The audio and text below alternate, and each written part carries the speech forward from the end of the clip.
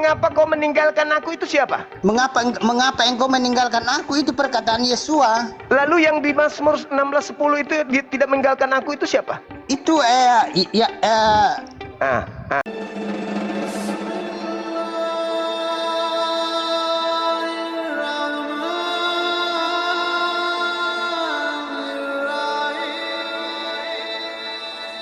Dan ternyata imam-imam kepala mengatakan, orang Farisi mengatakan bahwa ketika diberitakan kepada rakyat bahwa mayat itu bangkit dari kematian, maka itu adalah penyesatan yang akibatnya jauh lebih buruk daripada penyesatan yang pertama.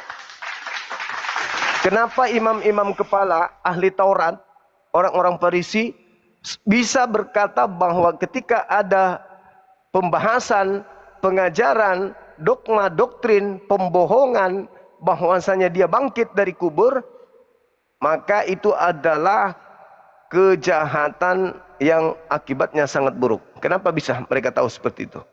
Apa alasannya? Alasannya yang tadi Bang jelas, alasannya bahwa para imam dan para Farisi tadi kehadiran Yesus itu mereka tidak terima. Mereka tidak terima, jelas itu Bang. Karena dari segi pelayanan mereka terganggu gitu. Terganggu. Enggak, maksudnya para imam tadi. Maksudnya kalau mereka mengabarkan bahwa Yesus mayatnya sudah tak ada, diakibatkan karena sudah bangkit dari kubur, imam-imam kepala mengatakan itu adalah kebohongan, itu adalah penipuan. Penipuan, kebohongan yang akibatnya sangat buruk. Lebih buruk daripada penyesatan yang pertama. Itu loh. Nah, kenapa sampai mereka tahu bahwa ketika ada pengajaran kebohongan, mayatnya dicuri, tapi diisukan bahwa bangkit, itu dikatakan adalah penyesatan yang lebih buruk dari penyesatan yang pertama. Apakah kebangkitan ini sesuatu yang buruk memang? Atau kebangkitan ini adalah sesuatu yang baik? Sampai mereka mengetahui bahwa kebangkitan itu adalah kebohongan yang berakibat sangat buruk, lebih buruk daripada penyesatan yang pertama. Jadi bagi mereka yang tidak percaya Bang, boleh juga itu kebangkitan itu merupakan kematian bagi dia kan gitu. Tapi bagi orang percaya kebangkitan itu merupakan awal kehidupan baru bagi orang-orang percaya. Itu kalau menurut saya.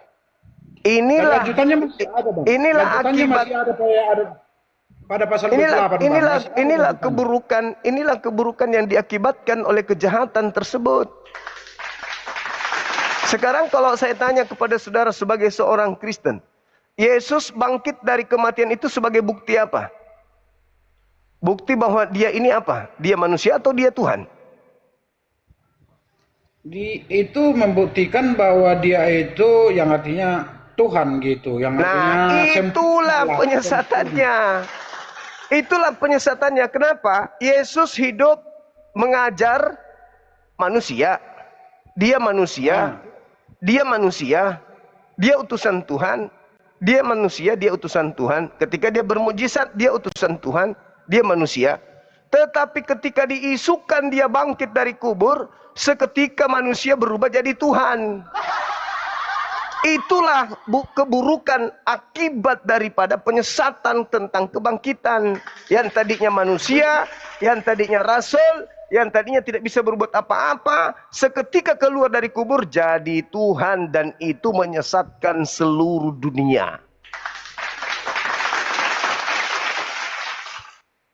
Ya di kitab Lukas Bang yang berbunyi seperti ini.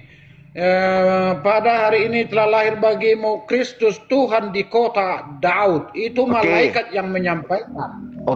Jadi Yesus datang sebagai Tuhan atau datang sebagai manusia? Pertanyaan seperti ini Bang, apakah kita sangkal pernyataan ataupun firman Tuhan yang disampaikan malaikat itu kepada para gembala itu? Apakah kita sangkal malaikat itu? Kalau saya tidak bisa mengatakan sangkal malaikat karena pengarangnya adalah Lukas. Jangankan masuk ke dalam ranah isi dari kitabnya, Lukas aja kita nggak tahu itu siapa. Yesus aja nggak mengenal Lukas. Yesus tidak tahu siapa itu Lukas. Yesus tidak pernah memberikan Lukas legitimasi, termasuk rasul apalagi daripada catatannya. Yesus Kristus. Itu menurut saudara. Menurut Yesus gimana? Ada nggak? Jadi bagaimana mungkin cerita itu saya mau percaya? Itu yang pertama. Yang kedua, ketika Anda mengatakan yang lahir adalah Tuhan, berarti Yesus datang sebagai manusia atau datang sebagai Tuhan? Coba. Kalau dia datang ke dunia sebagai Tuhan langsung, hari ini telah lahir bagimu Kristus, Tuhan di kota Daud. Nah, camkan itu berarti Anda mengakui bahwa Yesus datang sebagai manusia atau sebagai Tuhan? Sebagai Kristus, Tuhan di kota Daud. Saya ulang. Artinya, dia datang sebagai Tuhan atau sebagai manusia? Ya udah ku jawab tadi Bang, dia adalah Kristus, Tuhan di kota Daud. Saya ulang lagi, dia itu ambigu itu ambigu. Sekarang dia datang sebagai Tuhan. Dia lahir ke bumi ini sebagai Tuhan atau sebagai manusia? Ayo. Supaya kita tahu nih, kenapa imam-imam kepala dan orang Farisi mengatakan kebangkitan itu adalah penyesatan yang lebih jahat daripada penyesatan pertama. Nah, saya ingin tahu, Yesus datang sebagai Tuhan atau sebagai manusia? Kedua-duanya Bang, dia miliki itu Bang. Mulai kan? Inilah penyesatannya. Inilah akibatnya. Ya, ini penyesatan. Saya ulang lagi. Dia datang sebagai Tuhan atau datang sebagai manusia? Sebagai manusia juga 100%, 100% juga keilahiannya diterima juga. Itulah penyesatannya itu di situ. Makanya orang-orang Yahudi, imam-imam kepala dan orang Farisi mengatakan, ini kalau sampai ada pengajaran bahwa mayat ini bangkit, maka akan berakibat fatal. Sehingga penyesatan yang terakhir akan lebih buruk akibatnya daripada yang pertama. Inilah buktinya. Manusia yang punya akal sehat, berpendidikan, ngaku PNS, ngaku kepala sekolah aja, tidak berfungsi sudah otaknya dibuatnya. Coba, bagaimana mungkin yang datang adalah Tuhan sekaligus manusia? Manusia sekaligus Tuhan. Sedangkan jauh sebelum Yesus itu datang, Tuhan sudah ada pencipta langit dan bumi. Saya percaya. Kalau memang saya tidak percaya dengan isi firman Tuhan itu, saya tidak mengakui dia sebagai Tuhan karena adanya. Itulah yang dimaksud penyesatan tentang dia. Itulah yang dimaksud penyesatan terakhir, lebih buruk akibatnya daripada penyesatan yang pertama. Nggak peduli apapun titel Anda, apapun pekerjaan Anda, kalau Anda percaya terhadap kebangkitan, Anda pasti sesat dibuatnya. Itu kan dalil. Saya percaya dengan kebangkitan itu, Bang. Abang mute aku, Itulah yang dimaksud oleh imam-imam kepala dan orang Farisi. Jangan sampai mayatnya dicuri, lalu muridnya berkata bohong kepada rakyat dengan mengatakan Yesus bangkit. Para imam itu dan para Farisi itu pada konteks ini, saya tidak setuju dengan para imam. Tapi itu berkesesuaian dengan narasi yang Yesus bangun di Matius 12, 38 sampai 40. Artinya saya tidak terima dengan pendapat para imam itu karena mereka bekerja sama dengan Pilatus. Apakah Anda tidak terima pengakuan Yesus yang mengatakan angkatan jahat, orang jahat minta tanda dan tidak diberikan satu tanda kepada orang-orang jahat selain anak manusia keluar dari kubur? Apa nggak percaya juga dengan itu? Itu kepada siapa yang dikatakan oleh Yesus? Orang jahat. Orang jahat minta tanda. Dan tidak diberikan tanda kepada orang jahat selain anak manusia keluar dari kubur. Berarti bangkit. Kepada para imam tadi dan para Farisi tadi. Itu yang dimaksud oleh Yesus. Berarti kebangkitan Yesus atau kebangkitan anak manusia menurut Yesus itu tanda untuk orang jahat atau bukan? Jawab.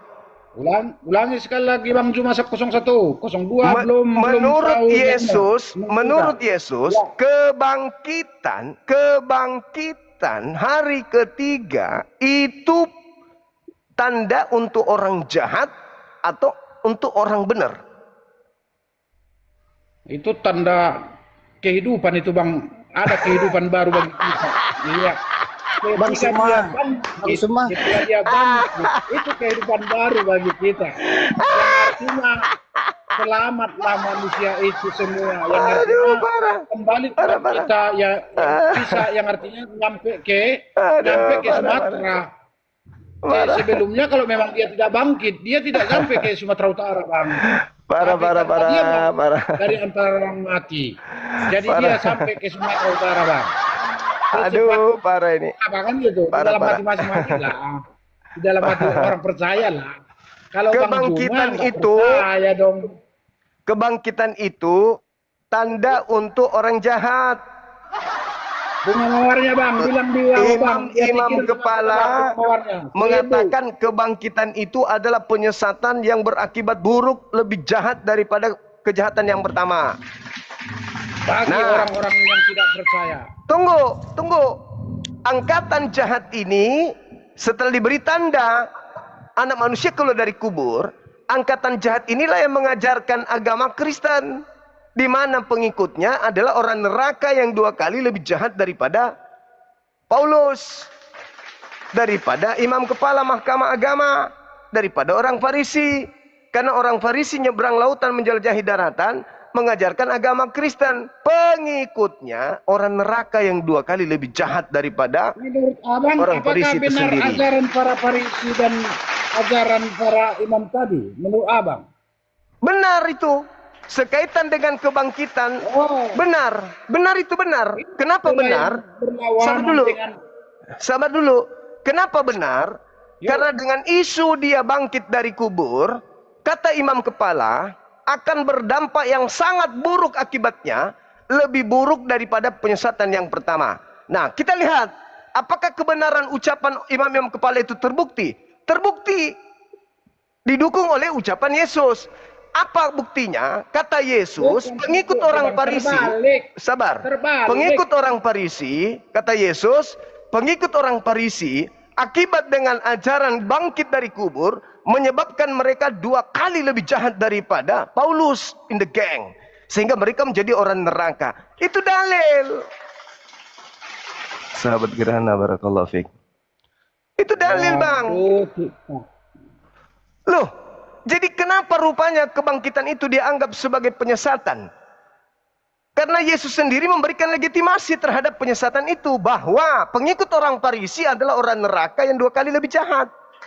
Boleh Apa saya akibatnya? katakan sekarang Bang, yang artinya Farisi itu beserta imam itu sama dengan Abang. Seperti itu Bang, keyakinan Yesusnya saya.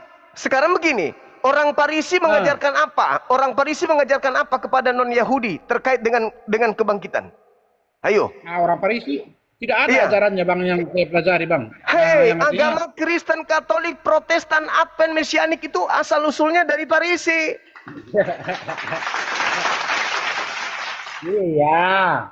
Apanya itunya yang artinya kita tidak terima. Artinya Bagaimana mereka tidak ceritanya? percaya kepada Yesus, tidak percaya dengan kehadiran Yesus itu karena mereka yang artinya tersingkir apa yang mereka ajarkan biasanya. Contoh pada hari Sabat dulu, ya kehadiran Yesus menjadi diubah menjadi pada hari Minggu. Seperti itu Bang, yang artinya para ahli Farisi tadi dan para imam-imam tadi, kalau menurut saya kehadiran Yesus itu membuat mereka jadi jauh gitu. Ada jarak gitu. Maksudnya gimana Jadi ini, Bang? Makanya Antara kekhawatiran imam-imam kepala dan juga orang Farisi dan nubuatan Yesus tentang orang neraka itu sinkron. Begitu juga tanda yang Yesus berikan kepada orang jahat, sinkron semuanya. Jadi kalau diurut Sekarang, ada 3. Kalau Semua diurut ada 02 3. buka kamera dong semua 02.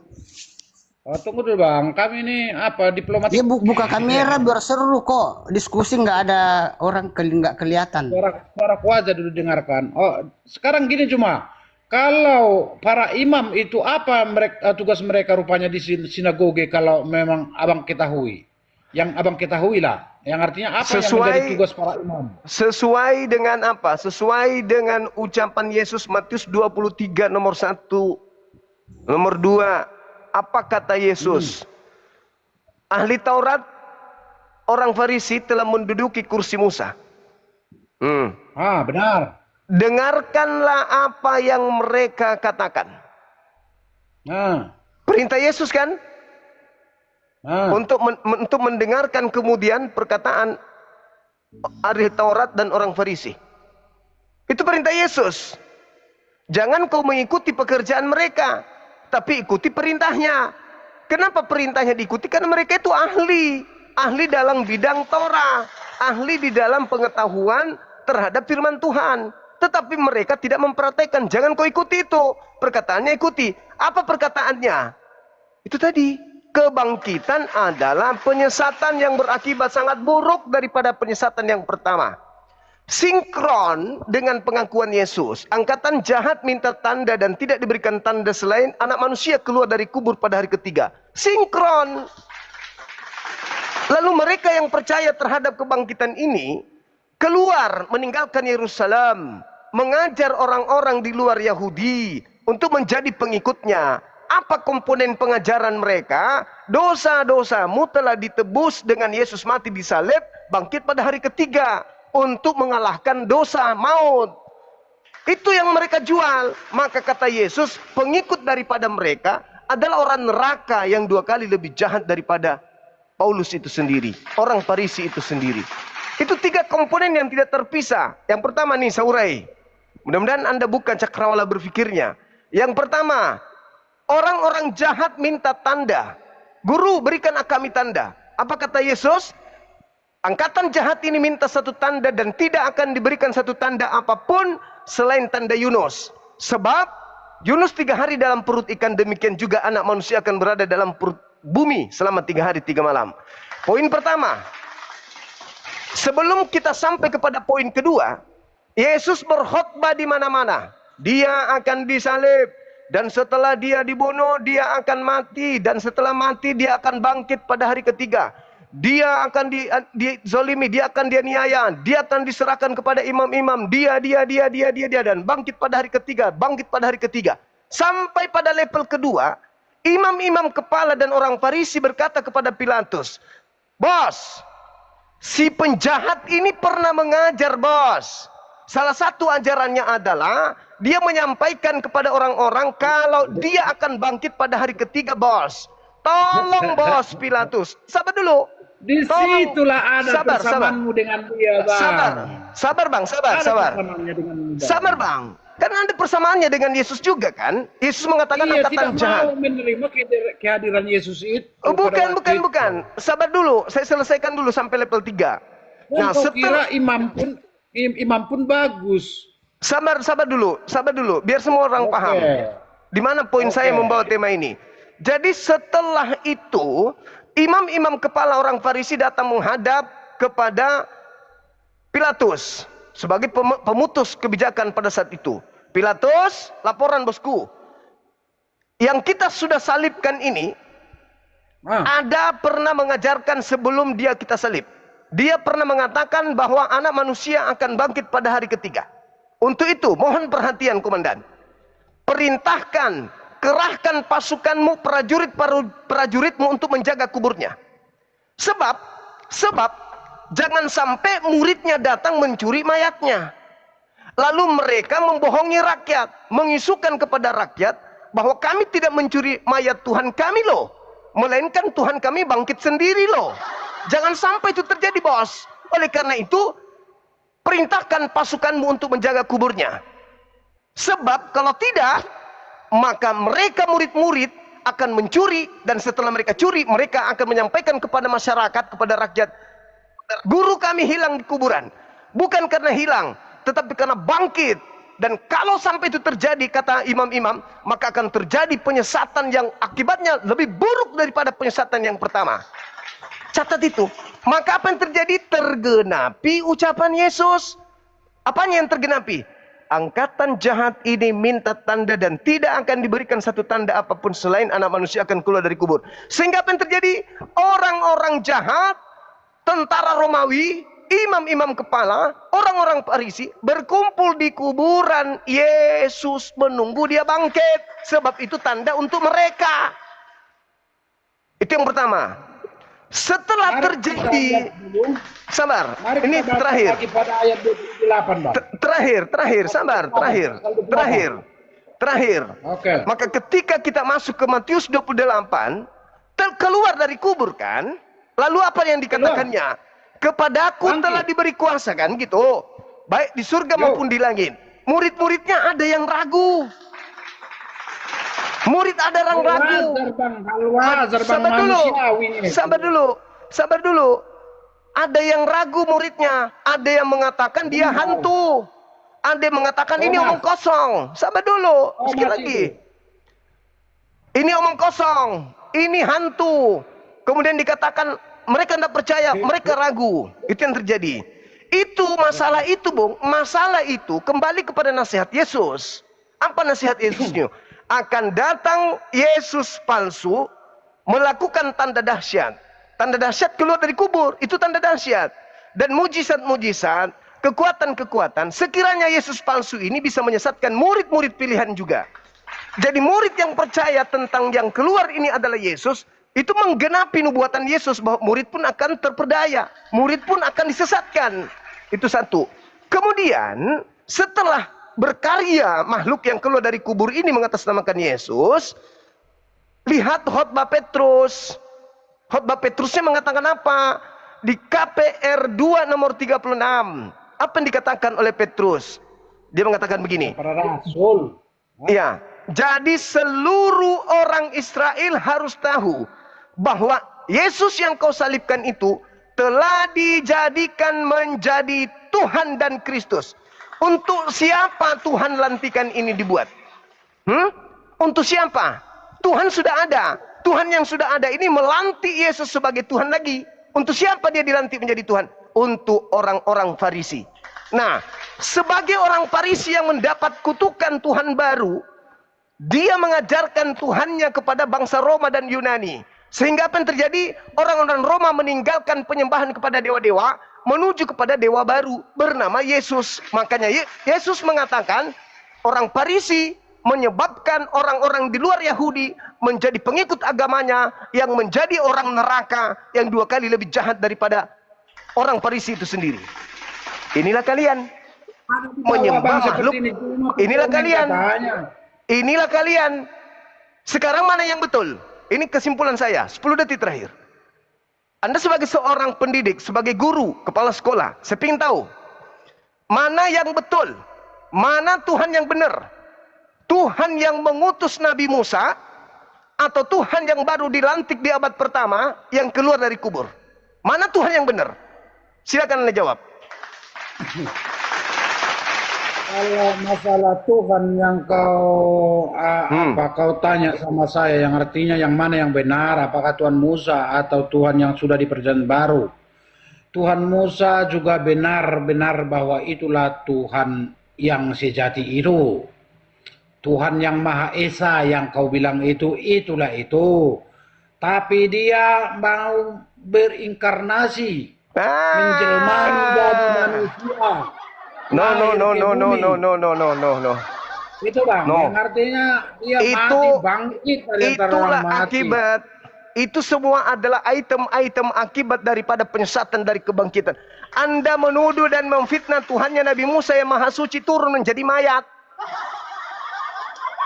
Sedangkan dalil khotbah Petrus mengatakan sangat jelas, pencipta langit dan bumi telah menjadikan Yesus yang kau salibkan itu menjadi Tuhan dan Kristus. Untuk siapa? Baca nomor 40-nya.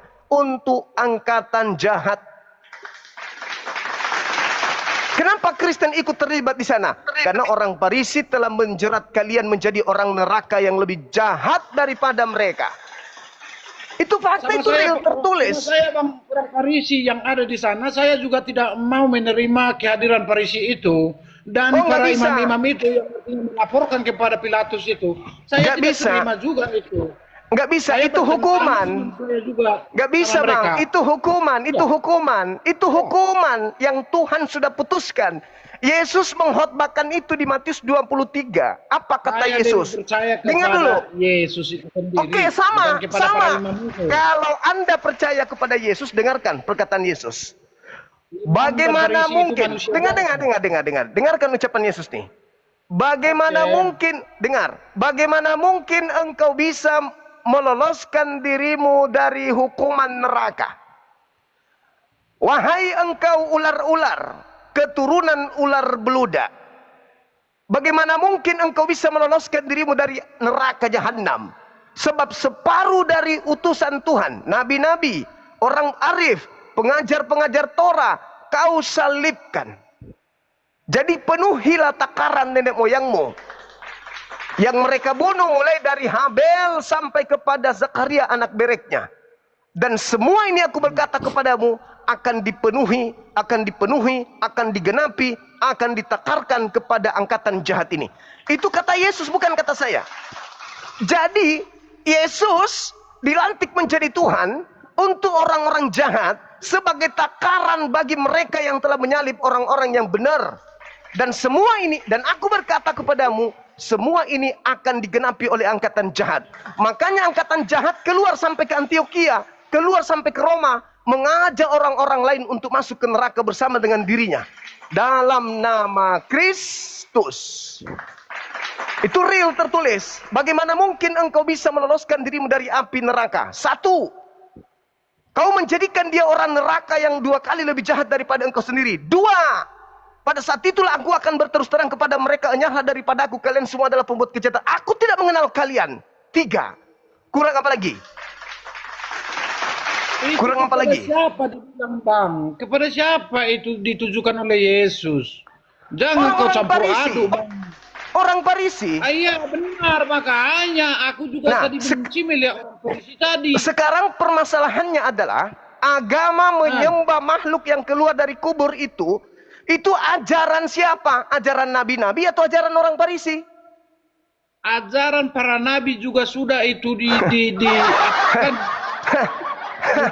bahwa ada Yesus itu salib.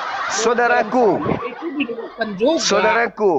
Saudaraku, kalau saudara bisa menunjukkan kepada saya, Anda adalah seorang pendeta, Anda adalah seorang sarjana teologi, Anda seorang pengajar, kepala sekolah lagi. Kalau saudara bisa menunjukkan kepada saya ada di kitabnya orang Yahudi tentang nubuatan kebangkitan pada hari ketiga, besok aku kawin lagi. Silakan. Ya. Benar. Kawin saya besok. Tunjukkan. Benar. Sekarang juga Anda tunjukkan dalam kitab perjanjian lama, kalau ada nubuatan tentang kebangkitan hari ketiga, besok saya kawin lagi. Ayo. Saya harus menggunakan waktu 10 sekitar 5 menit. 10 jam, 10 tahun, 200 tahun, 2 jam sebelum kiamat. Oke, saya kasih waktu. Catat Bung, saya pertanggungjawabkan kalimat saya. Kebangkitan sama dengan penyesatan. Itu masih tanda tanya. Uraian saya yang menjawabnya. Kalau Anda membantah tentang kebangkitan itu adalah berakibat sangat fatal bagi anak keturunan Adam, tolong tunjukkan nubuatan tentang kebangkitan Kristus di dalam kitab perjanjian lama. Kalau ada, ya sama besok hari dulu sama hari dulu. Kalau ada besok saya kawin lagi. Ada nggak yang mau daftar jadi calon nih? Ayo tunjukkan kepada saya. Silakan. Saudara Adik boleh mesianik bantu. Ada nggak nubuat bangkit dari kubur di kitabnya orang Yahudi? Itu buatan Farisi yang dijual kepada Roma Yunani, nyebar sampai Belanda sampai ke Indonesia. Asal kalian tahu. Di bawah ada laki-laki mengatakan sama saya, Bang. Lu pikir gue bernyari apa? Ada ayatnya, Bang, ada ayatnya. Silakan. Saya catat kebangkitan Yesus ya. Iya, ada ayatnya, Bang. Silakan. Ini saya catat nih. Di Ya, mana? catat ya ayatnya ya di kitab Mazmur, Bang. Mazmur berapa? Iya, silakan.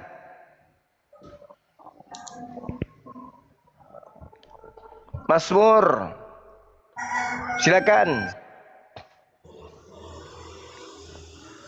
Mazmur sabaraha? Mazmur 6 ayat 10. Mazmur 6 ayat 10. Oke, Mazmur 6 data nomor 10. Oke, silakan Anda baca. Mazmur Silakan. 6 ayat 10 ya. Yuk, Puput. Silakan. Tunggu. Jangan ada musik. Matikan musik. Mazmur 6 ayat 10. Coba aku bacain dulu ya. Bacain. Musik. Mustriknya dimatikan musik. Iya. Aku buka ayat dulu. Oke. Mazmur 16 ayat 10. Mazmur 6 apa nomor 16 nih? Ku catat nih, yang benar yang mana? Tunggu. Sabar. Ayo, saudara kepala sekolah, Bang Fuhun, silakan dibantu. Mazmur 16 ayat 10. Mazmur 16 ayat 10. Oke, silakan dibacakan. Cukup dibacakan aja. Iya, Mazmur 16 ayat 10 ya. Oke. Dibaca. Apa rekan sangen deto? Silakan. Mazmur 16 ayat 10 berbunyi. Karena engkau tidak akan meninggalkan jiwaku dalam alam maut, dan engkau tidak akan membiarkan orang kudus melihat kebinasaan. Mana itu justru mencerminkan khotbah Petrus. Tahan 1 menit. Tahan dulu. Mazmur 16 itu, sabar 1 menit.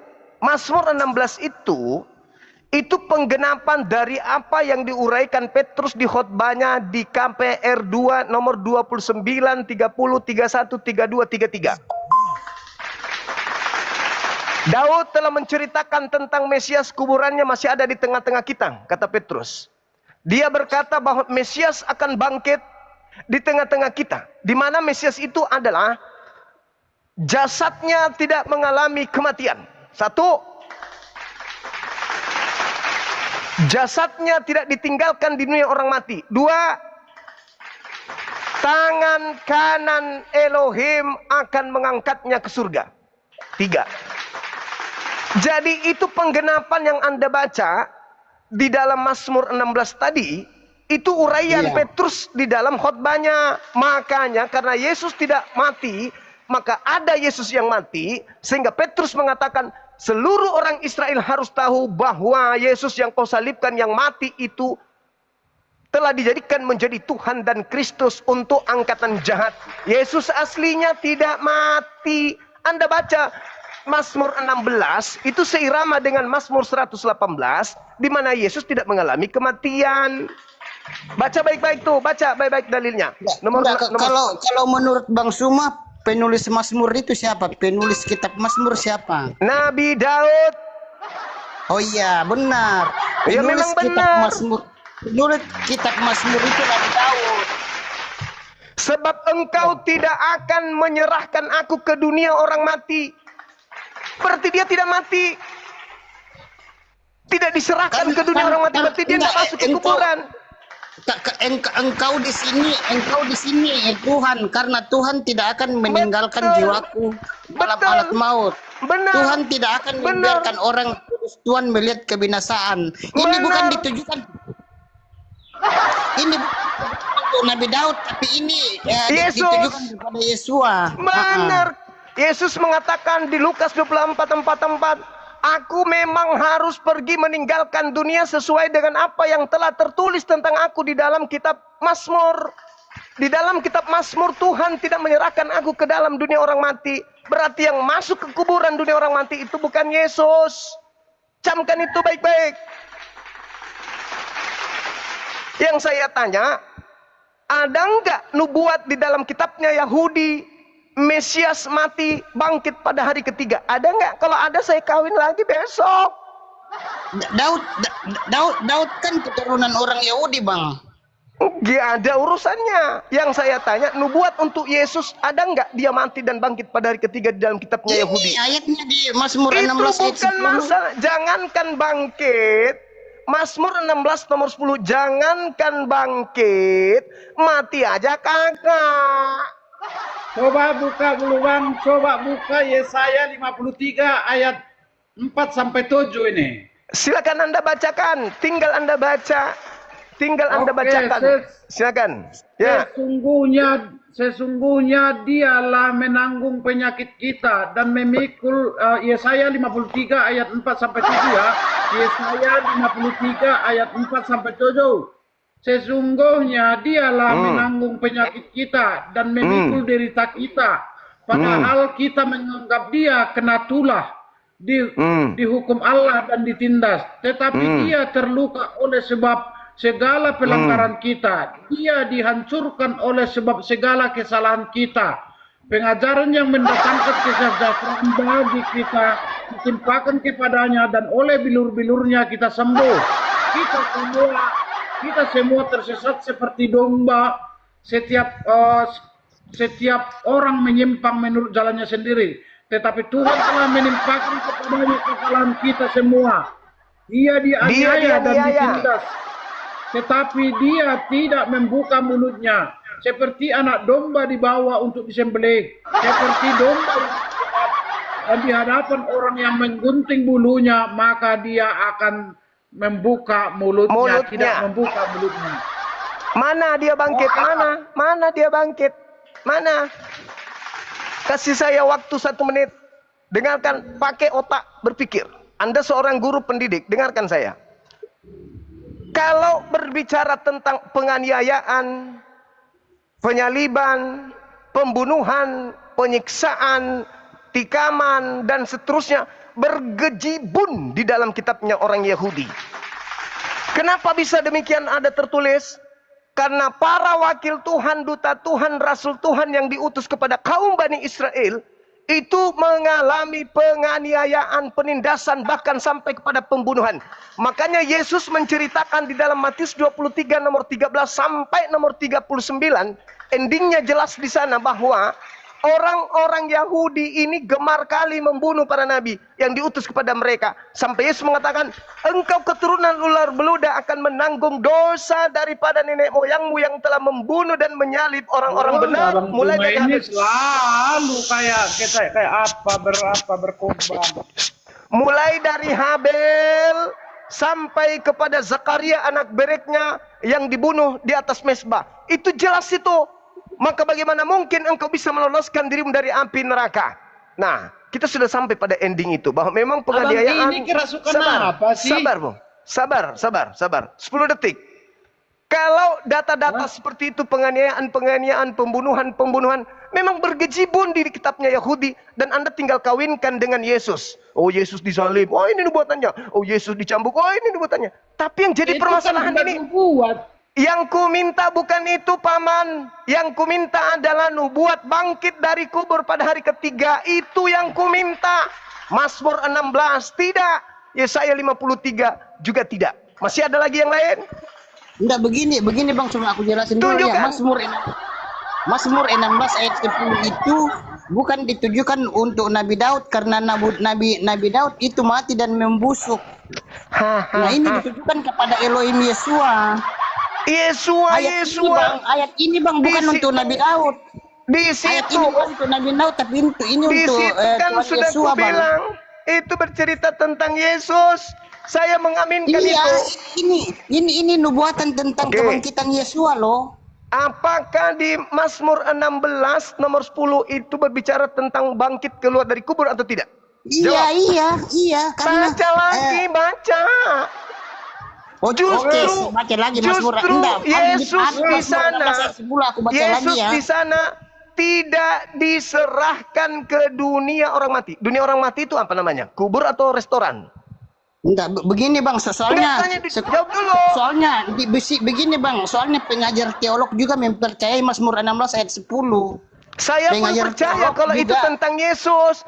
Masalahnya yang saya minta tentang kebangkitan dari kubur, data yang Anda sajikan justru Yesus tidak masuk di kubur. Dengarkan Hosea 6 ayat 2. Dia kan Tuhan tidak bacakan, tidak mati, tidak mengalami. Bacakan, silakan. Nabi Hosea menubuatkan pemulihan umat Allah dengan janji. Hosea berapa? 2 apa 4 itu? Hosea 6 ayat 2. Hosea 6 ayat 2. Itu bukannya Hosea 4? Coba diperhatikan lagi. Hosea 6. Hosea 6 ayat 2. Oke. Sip. Hosea 6. Silakan.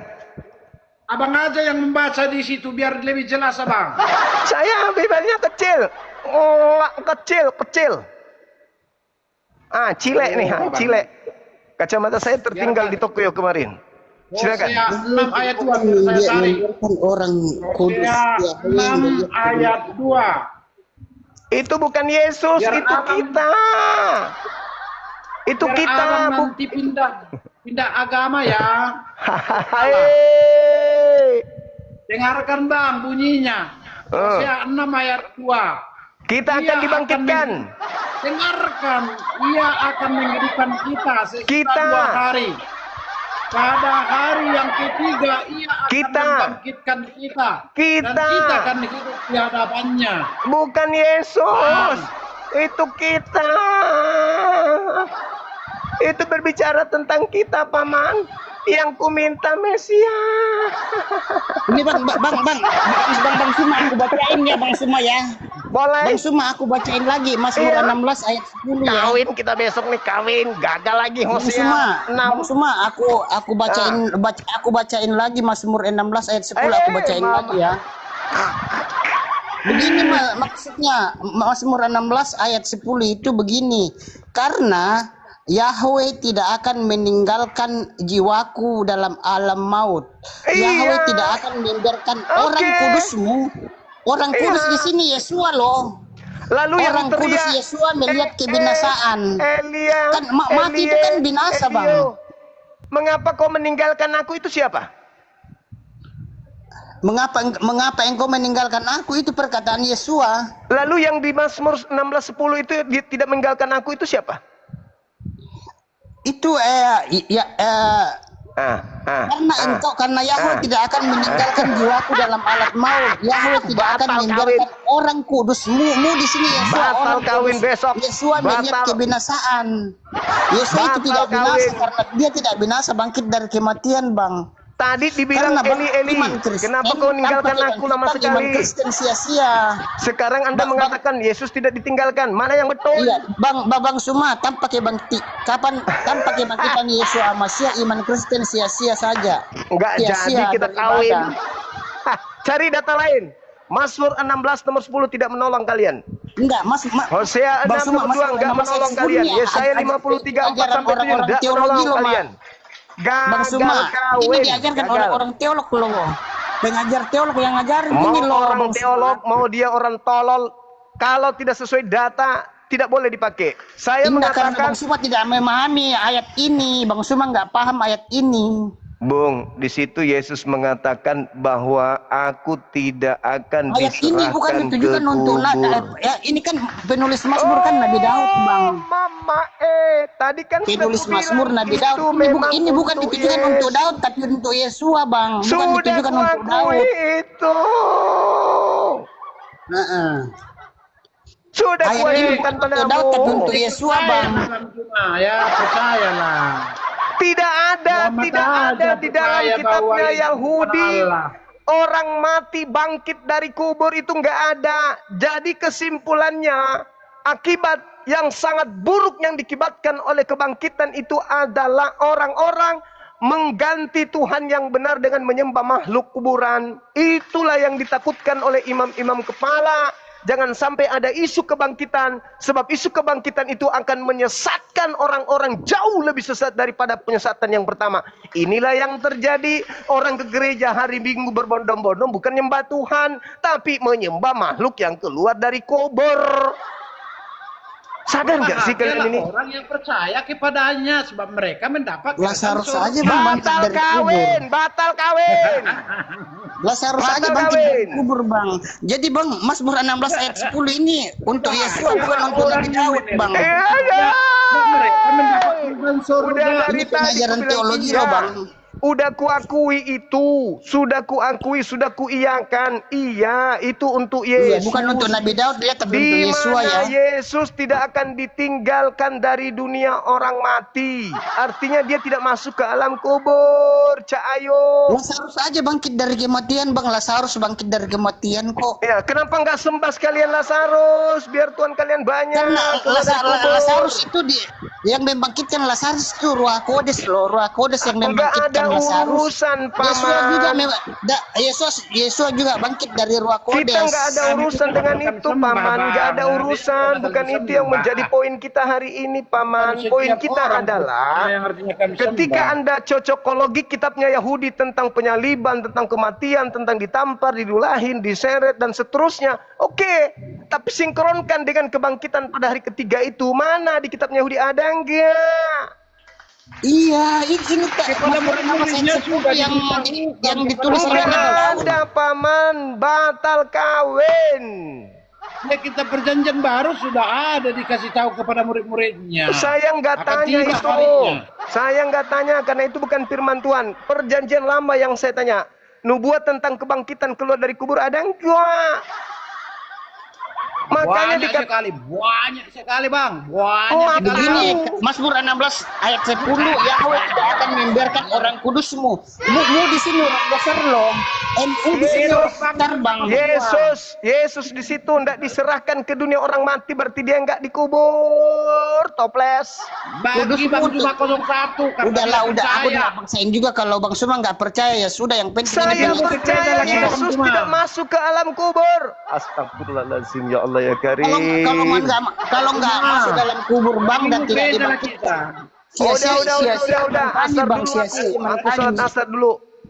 Aku Jangan nggak paksain kemana-mana. juga ya, Bang. Iya, aku nggak paksain juga. Aduh, parah ini. Iya, Aku kita minta kan dalil. Suma begini aja, Bang Suma. Versi kita beda, Bang Suma. Versinya beda toh. Aku minta dalil. Iya, versinya beda. Sampai Aku kapanpun minta nggak bisa kita dalil samakan.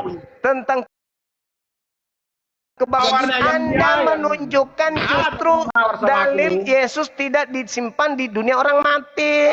Kalau dia tidak masuk ke alam Ini, orang mati, berarti dia nggak bangkit dari sono. Bagaimana mau Bang bangkit? Suma, Masuk di situ aja huruf dasar itu merujuk ke Tuhan loh, Bang Suma. Perhatikan tulisannya, huruf dasar itu merujuk ke Tuhan. masuk ke dunia Di situ bukan orang huruf mati kecil loh. aja kagak. Di situ M itu huruf besar di situ, bukan huruf Hey. kecil, Bang. Kamu tidak akan membiarkan terima kasih orang untuk kudusmu kabarnya. binasa. Kamu tidak akan membiarkan Bukan aku masuk ke dunia kasih, orang kan? mati dan tidak akan membiarkan orang kudusmu binasa. Berarti Yesus tidak binasa, berarti Yesus tidak masuk ke kubur. Begitu, Mas Ayu. Enggak begitu, enggak. Maksudnya ini kan banyak orang beranggapan ini ditujukan untuk Nabi Daud, tapi Nabi Daud sudah mati dan mayatnya hancur kan? Nabi Daud Justru sekarang kan karena sudah mati dan itu mayatnya Yesus hancur. tidak mati, Paman. Iya, memang dia tidak mati, dia bangkit. Loh, Nah ini ayat ini untuk Yesua, bukan untuk Nabi Daud, Bang. yang saya Ini tanya ditujukan- tentang kebangkitannya mana? Nah itu tidak binasa, karena dia tidak binasa, Bagaimana? maka dia bangkit dari kubur. Ih, mati nih ya. Apakah ada orang binasa bangkit dari kubur? Bagaimana mungkin mau binasa? Hanya Bagaimana orang mau yang tidak bangkit binasa yang kubur? bangkit dari kubur. Sedangkan bagaimana Daud mau- sudah mati, mayatnya hancur, Bang. Daud sudah mau mati kan, Bang? Hei, bagaimana mau Nabi bangkit Daud dari sudah mati, kubur? mayatnya Hei, hancur. Bagaimana Ini bukan mau ditujukan untuk Nabi Daud loh. Bagaimana anak-anak mau bangkit Bang dari Cuma ini. kubur sedangkan mati aja kagak? Bangkit dari kubur itu salah satu mukjizat loh, Bang. Bagaimana mau Sekarang bangkit kalau abang binasa tidak aja percaya, tidak, tidak mati ada aja masalah. tidak. Apa permasalahannya? Begini, Pening Bang kali, Bang. Suma, Yesua berkuasa untuk menyerahkan nyawanya dan berkuasa untuk mengambil Ayo nyawanya. teman-teman api pusat naik dulu dong. Bawa suntikan Yesua mati. berkuasa Kalpanas. untuk menyerahkan nyawanya dan Ayo, berkuasa untuk bawa mengambil super nyawanya, tetra naik gitu, ke Bang. sini kodong. Ini ditujukan untuk untuk Yesua, bukan untuk Nabi Daud, Bang. Karena Iya, Nabi aku Daud. udah paham kalau itu Iya, Mas oke ya, Ari. oke, terima kasih. Sama-sama, aku udah paham kalau itu. Itu untuk Yesus. Makanya dia tidak bangkit sebab dia tidak binasa. Yang bangkit itu yang mengalami Bagi orang kematian. percaya. Bagi orang tidak percaya. Itu aja yang percaya. Percaya kepada orang Farisi. Iya. Kami percaya. Ya silakan Makanya aja. kami akan dibangkitkan nanti di Iya kembali. betul. Silakan aja. Kalau sekarang kan gini konsekuensinya, Bang. Kalau memang abang tidak percaya, teman-teman mungkin abang Api ke Pusat neraka boleh nanti. nggak naik? Kalau kami percaya, kami ke surga. Silakan, Gitu, Bang. kan sudah dikatakan bahwa pengikut Farisi menjadi penghuni neraka. Neraka juga butuh warga. Kan tadi udah aku bilang kami bukan pengikut Farisi. Lalu siapa yang Anda ikutin?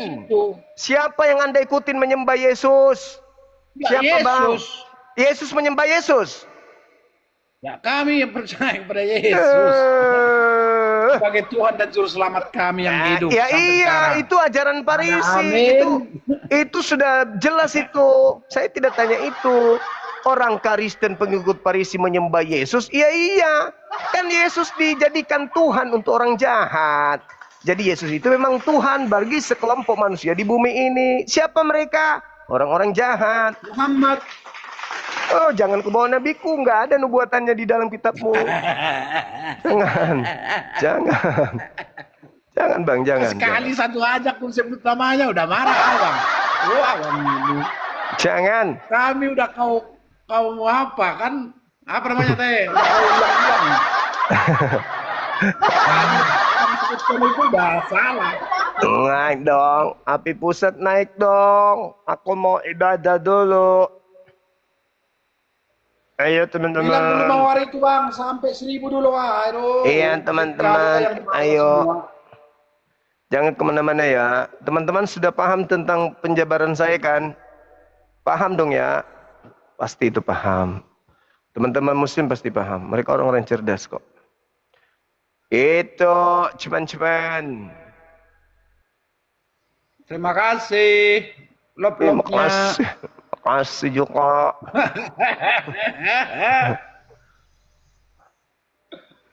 Paham, alhamdulillahirabbil alamin. Penting target. Ya, itulah memang saya mereka sampai. Itu berzakat itu, Bang. Berzakat itu. Memberi sedekah. Ya. Itu diberkatilah kepada orang-orang yang suka memberi. Iya. Sangat paham kan 3 poin tadi ya. Nubuat tentang orang jahat diberi tanda, kemudian ada orang-orang Farisi, imam kepala mengetahui bahwa kebangkitan itu adalah penyesatan. Kemudian yang ketiga, orang Farisi ini pengikutnya 2 kali lebih jahat dan adalah orang neraka. Udah paham kan? Nah, makanya mereka diusir nanti karena mereka pengikut orang Farisi, bukan pengikut Yesus. Yesus mana ada nyembah Yesus? Yesus itu nyembah Tuhan. Adanya uang pulsa. Apa sih orang ini? Ngoceh pulsa, ngoceh uang. Orang bahas tentang kekecewaan karena gagal kawin, malah dia bahas mawar. Oh, kami udah kiannya di situ tetap iman kami, Bang. Gimana kita buat? Ya sudah. Kami safari. Iman Anda lah yang, makanya Al-Quran mengatakan farikan hada wa farikan haqqa alaihimud dalalah. Memang sudah pantaslah segolongan manusia itu masuk neraka karena sudah sampai kepadanya kebenaran tapi ditolaknya. Jangan salahkan Tuhan kalau nanti Anda menjadi penghuni neraka, jangan. Karena sudah datang kepada kalian kebenaran itu tapi kalian menolak, kalian gengsi gitu, lebih sibuk dengan mawar. Api Pusat. Tapi orang ngeburu menghina hikmat dan didikan itu kitab Amsal 1 ayat 7, Bang. Takut akan Tuhan adalah perbuatan pengetahuan, tapi orang bodoh menghina hikmat dan didikan. Kembali kepada Bang Zuma itu karena di sana. Nah, berbahagialah orang yang rendah hatinya, sebab mereka melihat kerajaan surga. Seperti itu, Bang. Itu adalah khotbah Yesus di bukit gitu. Iya, suka-sukanya lah. Enggak suka-sukanya Bang, memang itu teladan atau panutan bagi hidup kami yang harus kami junjung tinggi dan harus kami yakini dan kami percayai bahwa Yesus itu adalah Tuhan. Iya. Dan ada juga nanti di hari hari terakhir ya. Oke. Kembali kepada Goldian Bang. Serahkan kepada Bang Goldian. Assalamualaikum Yunda. Gurunya mau Wassalam, sholat Dinda. dulu, teman-teman. Iya, saya ibadah dulu, Dek. Bentar aja kok, bentar aja. Oh, iya. Saya harus tuntaskan materi ini soalnya. Ya, gimana Bang? Balik ke aku Oke. dulu. Saya ibadah dulu ya, teman-teman. Jangan kemana-mana Oke, ya. siap. Izinkan saya Teman-teman, mendoakan antum semuanya. Assalamualaikum amin. warahmatullahi wabarakatuh. Waalaikumsalam. Teman-teman izin ambil alih ya, Guru udah mau sholat.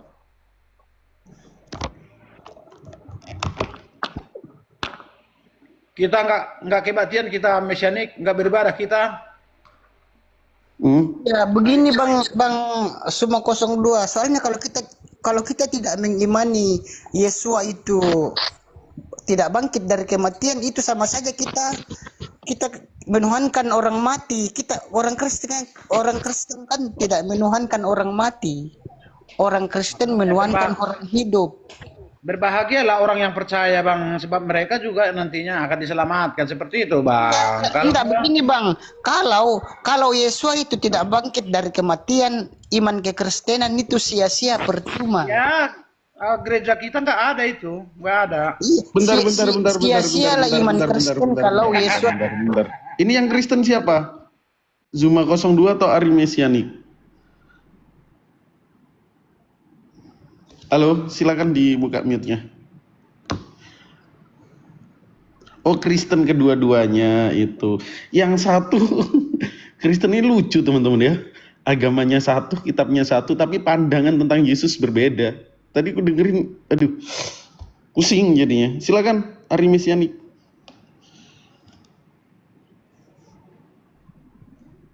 Dibuka mute-nya itu.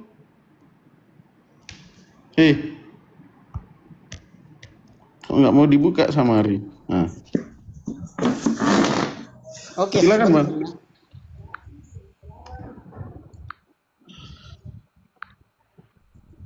Oke Bang. Bukan ya. Begini Bang, kalau kekristenan itu, kalau kita ada dua polanya, ke Ibrani sama ke Yunani Bang. Jadi tinggal orang Kristen tinggal milih aja mau pola ke Ibrani atau pola ke Yunani, tinggal pilih. Begitu. Bukan ada pola-polanya, dua-duanya itu benar Bang, kitab kita itu yang artinya perjanjian lama dan perjanjian baru, ya benar itu dua-duanya. Tidak bisa disangkal dan tidak boleh diganggu-gugat. Begini Bang, begini Bang. Tidak bisa disangkal. Bang Suma masih Suma 02 masih pakai kitab LAI ya. Dua-duanya yang artinya iya LAI, Lembaga Alkitab Indonesia. Kitab LAI itu banyak kekeliruannya. Baru nama Tuhan Yahweh itu ditaruh di belakang kamus. Masa Tuhan Sang Pencipta langit dan bumi namanya ditaruh di belakang kamus Bible? Kamus Injil itu kan tidak menghargai nama Sang Pencipta kalau begitu. Nama Yahweh itu cuma ditaruh di belakang kamus, di belakang kamus Bible. Kalau kitab LAI itu Lembaga Alkitab Indonesia itu sudah yang artinya resmi kita pakai, dan itu sudah mereka apakan itu ya, yang artinya bahwa itulah terjemahan asli juga ya, yang nyampe ke Kristen yang ada di Indonesia lah Bang, itu yang diakui LAI Bang. Jadi jangan kita salahkan itu Bang. Kalau memang ada salah penulisan menurut Abang, ya itu ya bisa juga diminta kepada para para ahlinya lah yang berkenan, yang berkompeten ke sana. Seperti itu Bang. Siapa yang berkompeten? Tapi Bang Suma 02, masa itu kesalahan itu harus dibiarkan terus begitu? Itu kalau ada kesalahan tidak boleh dibiarkan. Karena apanya yang salah menurut Abang? Apanya yang salah? Kesalahannya itu nama Tuhannya diganti. Tuhan huruf besar semua itu diganti. Yahweh diganti dengan Tuhan huruf besar semua, baru kesalahan fatal di kitab LAI, nama Allah itu dijadikan sebutan juga. Allah itu nama pribadi, tetapi di LAI dijadikan juga sebagai sebutan. Allah itu nama loh, bukan sebutan. Jadi nanti kata Allah itu diterjemahkan itu dari kata Adonai Bang, kata Adonai. Jadi Kenapa tidak Yahweh kita sebut? Salah bang, aku koreksi bang, bang Zuma aku koreksi. Kata Allah di dalam LAI tidak pernah diterjemahkan dari kata Adonai, tapi dari kata Elohim. Iya benar. Atau dari kata Theos dalam bahasa Yunani, gitu bang. Sedangkan kata Adonai diterjemahkan oleh LAI ke bahasa Indonesia itu dengan pilihan kata Tuhan. Coba abang buka lagi deh. Lanjut berantemnya. Aku lurusin aja. Assalamualaikum Akang sama Tapi Julius. poinnya Assalamualaikum warahmatullahi wabarakatuh. Goldian Bang Jul. Waalaikumsalam warahmatullahi wabarakatuh. Tapi yang saya simak tadi poinnya bukan di situ. Menurut Bang Ari, Allah ini nama atau gelar? Kalau Allah ini nama pribadi, nama Oke. Tuhannya. Kalau menurut Juma ini Allah ini nama atau gelar? Itu gelar ya. Nah, ini kan udah beda nih di sini. Pemahamannya gelar itu diambil dari mana itu? Bang Suma 02. Kalau Bang Suma 02 mengatakan Allah ini gelar, orang Islam protes loh. Orang Islam keberatan. Karena menurut orang Islam Allah ini nama pribadi, nama bawa Islam, Bang Ari jangan bawa Islam, jangan sok ke Islaman, nggak usah sok membela Islam. Kalian berdua ribut aja dulu masalah itu. Aduh, berarti tidak paham ini ceritanya nih. Jadi di LAI kan Allah itu dijadikan nama, dijadikan sebutan juga. Jadi bingung kita. Begitu. Jadi orang Kristen itu mempunyai Tuhan sendiri. Tuhannya orang Kristen, Yahweh, Tuhannya orang Islam, Allah. Dan di mana Allah dan Yahweh ini dua pribadi yang berbeda. Seandainya Allah dan Yahweh ini pribadi yang sama, tidak jadi masalah. Tetapi Yahweh dan Allah ini dua pribadi yang berbeda. Pribadinya berbeda. Jadi kalau disamakan tidak bisa. Karena Allah dan Yahweh itu dua pribadi yang berbeda, tidak sama. Begitu.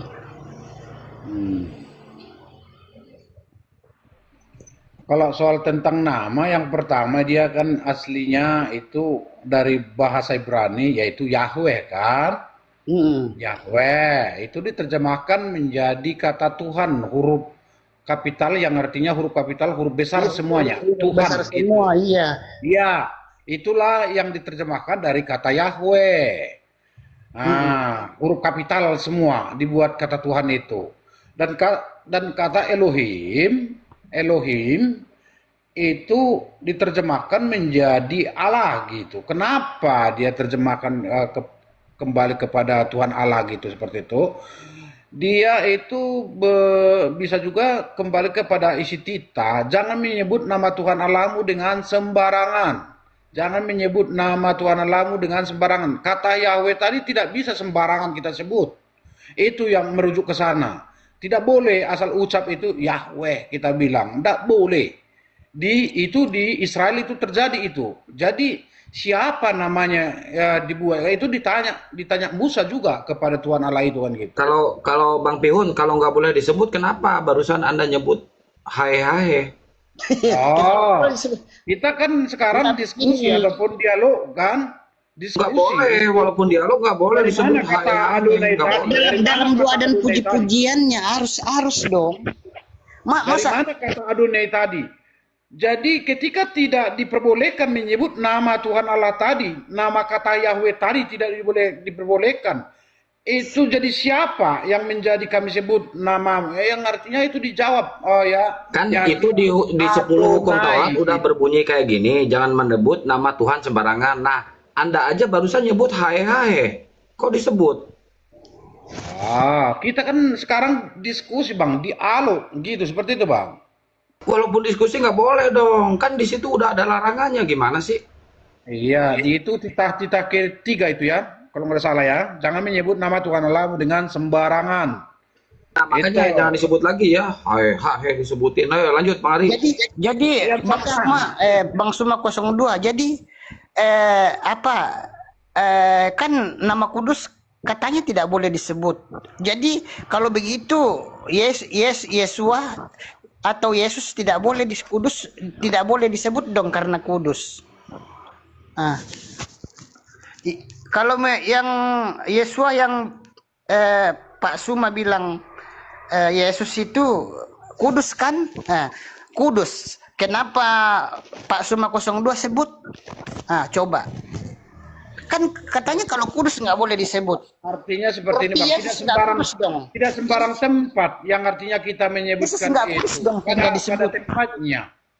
Kalau contoh berkhotbah atau apa boleh kan, di gereja boleh kan, pada tempatnya Bang, yang artinya jangan sembarang tempat kita mengucapkan itu. Bang, disebut di dalam doa dan puji-pujian. Ari, jangan sebut lagi Bang Juma 02, dia nama aslinya Pikun, panggil Pikun aja Pikun.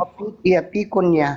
Dia nama aslinya Pikun, panggil aja Pikun. Itulah itu dia. Sansang juga tidak bagus juga seperti itu. Oke.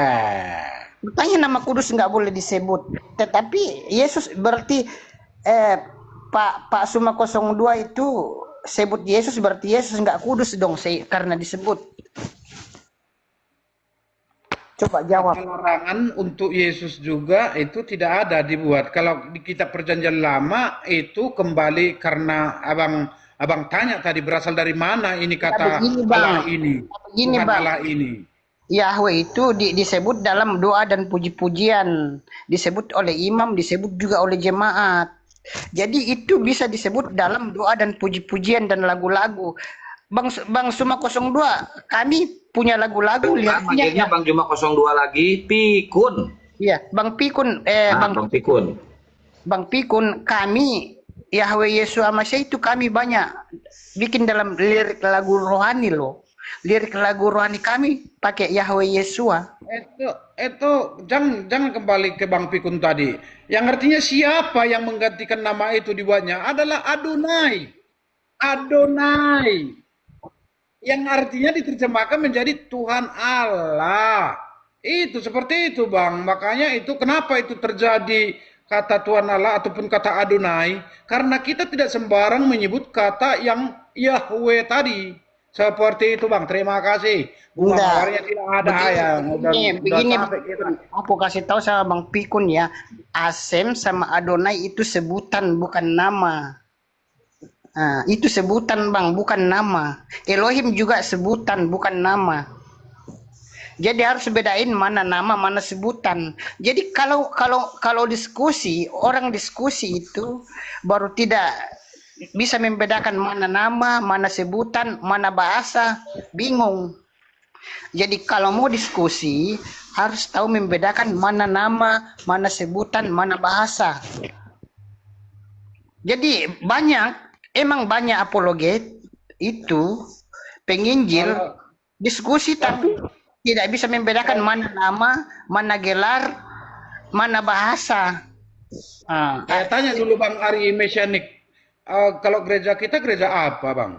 Ya entah Protestan, entah Katolik, entah apa gimana? Gimana Bang? Yang mana Bang? Kami Mesianik pengikut Sang Mesias. Maksudku gereja apa itu? GVF, Gereja Pemulihan Firman. Oh itu ya. Oke lah Bang kalau itunya. Pikir tadi entah Katolik, entah Protestan gitu. Sudah mendunia loh, sudah all the well.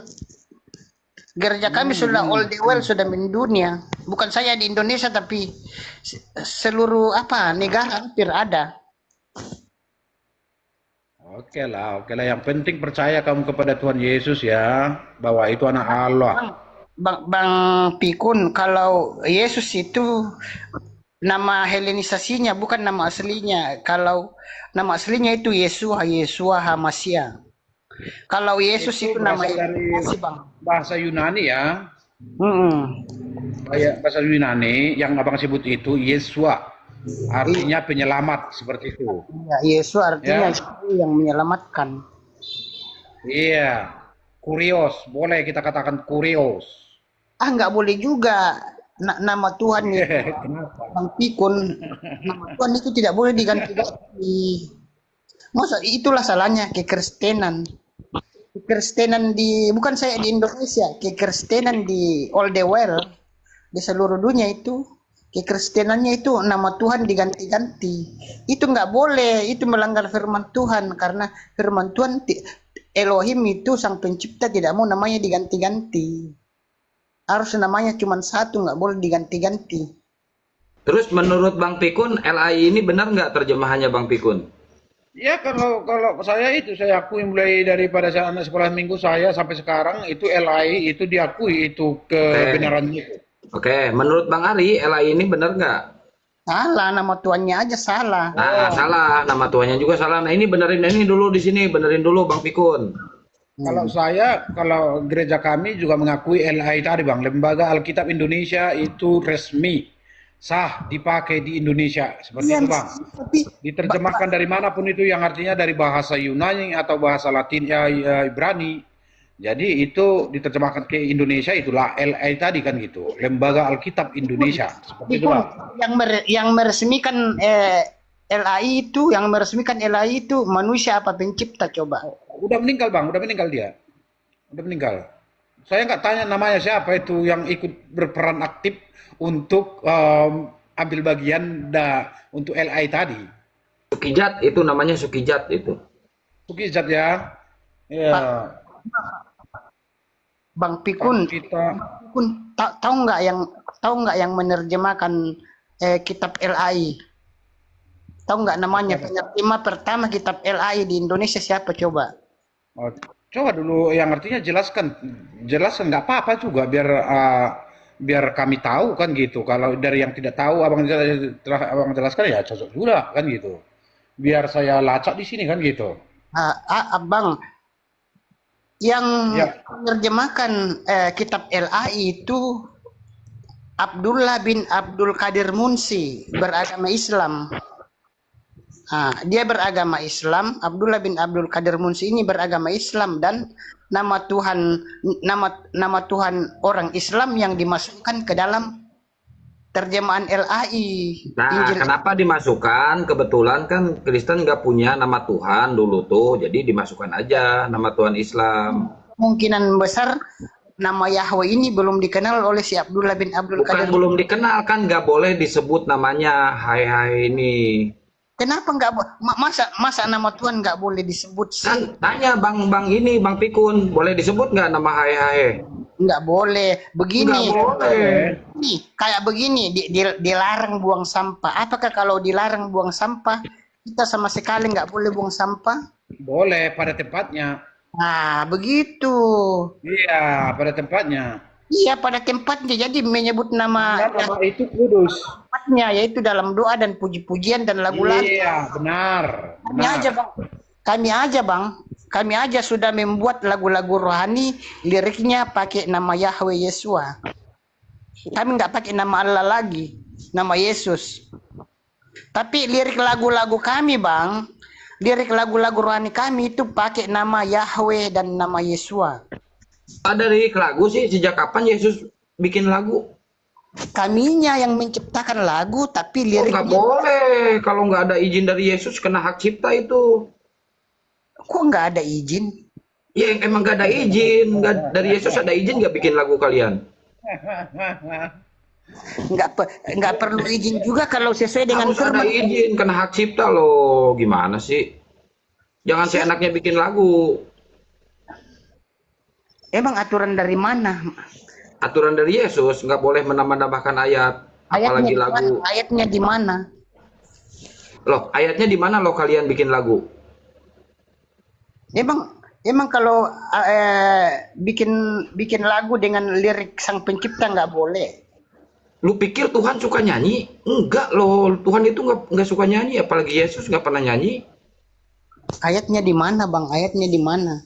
Loh, mana coba tunjukin kalau Yesus pernah nyanyi, coba tunjukin. Ya. Nah, kan? Mencret kan? Mencret. Assalamualaikum. Nabi Daud aja sering nyanyi goyang-goyang kok. Mazmur. Halo Bang, Mbak Nora Aritonang. Ya. Dicari Mbak Mikana Nora. Mikana sengklek. Iya, dicari Mbak Mikana. Aritonang. Ya, baru Aritonang ya. Tuhan Iya. mengutus dirinya sendiri itu gimana? Tuhan berbicara ke dirinya sendiri. Tuhan mengutus dirinya sendiri. Tuhan diuji. Tuhan dijebak. Apa ini konsep ketuhanan itu? Sama Ah, Bro Tunangnya, Dale kata boleh. loh, apa pula Tuhan dijebak? Apa pula Bro itu orang juga Dale kan adanya. Loh, nggak usah bawa ke marga. Emang Yesus bermarga? Cuma dari Tonang, si Manjuntak, si Torus, si Tumorang. Enggak kan? Bukan semua situ orang artinya Dale, yang artinya ada juga Dallenya tadi ini Dalle datang. Loh, jadi kalau ada orang Batak Islam berarti Dale. Bukan. Ya udah. Nanti ya Eda. Ya udah. Jadi kenapa nggak heran aku kalau ada orang Batak dia Islam selalu dikatakan Nora kau Dale, Nora kau Dale. Saya kayak berpikir gini, Yesus saja bukan agama Kristen, tidak mengenal Kristen, apalagi Batak. Kenapa turun kau? Jangan bawa-bawa suku di sini. Setidaknya Yesus mengajarkan tidak menyembah kepada dirinya. Gitu loh. Bawa-bawa suku dale-dale.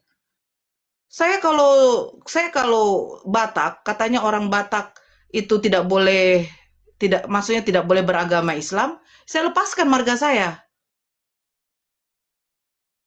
Ngapain saya bermarga kalau toh juga membawa kesesatan? Jangan gak usah bawa-bawa suku lah. Kayak kita diskusi. Ya, saya cuma mau bertanya, masuk logika nggak Tuhan mengutus dirinya? Yang namanya utusan berarti ada yang mengutus. Lebih besar pengutus daripada utusan. Masa Tuhan mengutus dirinya? Jadi apa fungsinya malaikat-malaikat itu diciptakan juga? Ongkang kaki dia. Hanya berterbangan, melayang-layang aja begitu. Kayak Casper. Itu fungsinya malaikat, diutus. Nah, ada manusia dipilih, jadi utusan juga, disebut nabi. Makanya Kristen ini tunjukkan dulu, satu nabi saja untuk Kristen, yang diutus oleh Bapa Elohim. Nabi Musa utusan, Nabi Daud utusan, Yesus utusan. Lah, itu untuk siapa Bani Israel? Lah, giliran Kristen siapa?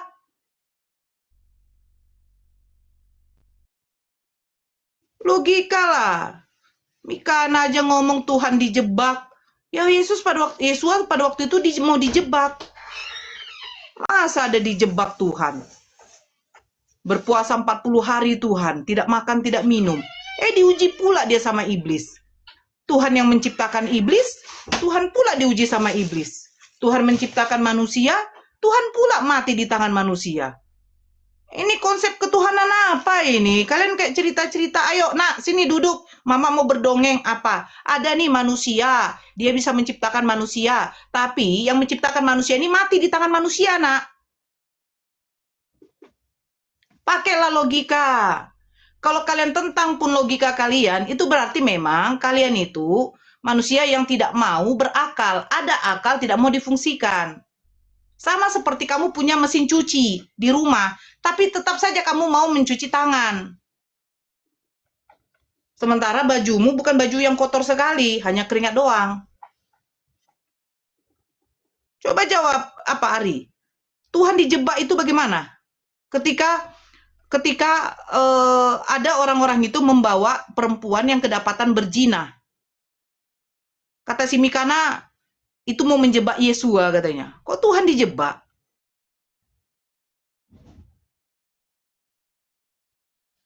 Gak usah bawa suku ke sini, saya nggak suka. Kalau mau bawa suku, tunjukkan. Kalau Yesus itu bersuku juga, biar tahu saya. Kalau dia marga Situmorang, saya ganti marga saya Situmorang. Saya cari bapak itu. Ada musik lagi. Kalau ada musik itu.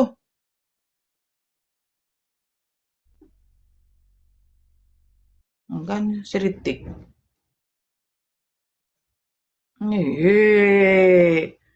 Pongor. Mute-mu nyalakan Ari. Jangan dong, ada musik itu dia lagi joget. Ari, mute-mu Ari. Begini, eh, Yesua itu kan ada apa? Dua sisi atau Hmm. dua apa? Hmm. Dua natur. Jadi dijebak itu sedih, berdoa itu sifat-sifat kemanusiaannya semua itu. Hmm. Sifat ilahinya kemana? Kalau sifat ilahinya kalau dia lagi mengajar ke murid-muridnya dan belajar di sinagoga itu sifat kemanusiaannya keluar. Sifat keilahiannya keluar. Loh, sifat ilahinya ada di dalam dirinya enggak? Iya, ada di dalam dirinya. Jadi waktu dia datang ke dunia ini, sifat keilahiannya itu dibawa juga, dia tidak tinggalkan. Dia tidak meninggalkan sifat keilahiannya, sifat Gini, Ari, keilahiannya. aku tahu deh sama kamu ya. Aku buat Nah, contoh. Kamu dengarkan baik-baik. aku kan sudah bilang apa? Sabar, diam dulu. Kau Ari, pandai karate, pandai Hmm, silat, hmm, oke? hmm. Nah, tapi ketika ada orang yang mau merampok kamu, kira-kira kamu yang pandai karate ini kamu melawan atau tidak? Ya melawan lah. Nah, Yesus, sisi kemanusiaan, di dalam dirinya ada sisi keilahian. Hmm. Ketika dia mau ditangkap, kenapa sisi keilahiannya tidak bekerja?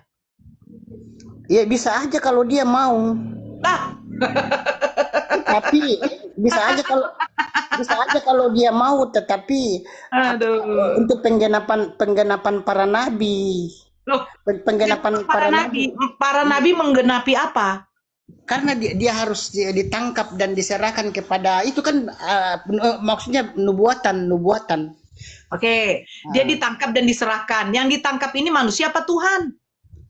Ya, yang ditangkap adalah Tuhan dalam wujud seperti manusia. Dia Tuhan tapi wujudnya seperti manusia aja. Kau nih mesianik, kau nih mesianik atau Tritunggal? Aku ini apa? Tunggal Tri. Tunggal. Ya. Satu dalam 3 manifestasi. Nora. Akang, kalau ada Kristen yang lain coba naikkan Akang, biar enak. Iya, kalau Karena ini Nora agak kalau Tritunggal itu salah. Kalau Tritunggal itu saya, Mbak Nora dan Goldian itu namanya 3 pribadi. Pribadi apa? 3 pribadi berarti orangnya 3. Loh, sekarang begini, Yesus pribadinya apa? Kalau Yesua itu Yesua dan Roh Kudus itu manifestasi Elohim Yahweh, manifestasinya. Saya bertanya, Yesua ini pribadinya apa? Iya, dia memiliki pribadi ilahi. Pribadi, hah? Iya. Yesua ini adalah Yahweh sendiri dalam wujud seperti manusia. Wujudnya Jadi, aja seperti manusia, tetapi dia pencipta itu sendiri, Yahweh itu sendiri. jadi Musa menyembah siapa? Ya, menyembah Yahweh lah. Yahweh Yesua. Yahweh Yesua. Nah, waktu Yesua belum dilahirkan, menyembahnya Yahweh. Waktu Yesua, iya. Waktu Setelah Yesua dilahirkan, disembahnya siapa lagi? Waktu Yesua dilahirkan. Iya, kan Yesua dilahirkan, Lukas 1:31. Iya. Ya, siapa lagi yang disembah? Iya, tetap Elohim. Elohim ini Yesua. Iya, Elohim itu Yesua sendiri. Jadi waktu Yesua mau ditangkap di Taman Getsemani, Yesua berdoa kepada Yesua. Yesua itu berdoa karena sisi kemanusiaannya, dia butuh juga, kayak dia butuh makan, dia butuh minum, dia juga butuh berdoa. Dia berdoa kepada siapa? Iya, kepada bapaknya, kepada Loh, kok bapaknya? Elohim Yahweh. Kalau bapak itu sebutan bukan Ya, nama. Elohim ini Yesua tidak. Elohim ini Yesua sendiri, Yahweh sendiri. Yesua sendiri, makanya Yesua berdoa kepada Yesua. Iya. Ya Yesua, ya diriku, jikalau cawan ini berlalu daripadaku, biarkanlah kehendakku, bukan kehendakku yang jadi, melainkan kehendakku, gitu. Iya, begini kan. Begini. Dia itu karena dia kuasa, dia Yahweh itu bisa berbicara pada dirinya sendiri itu karena kemahakuasaannya, Mbak Nora.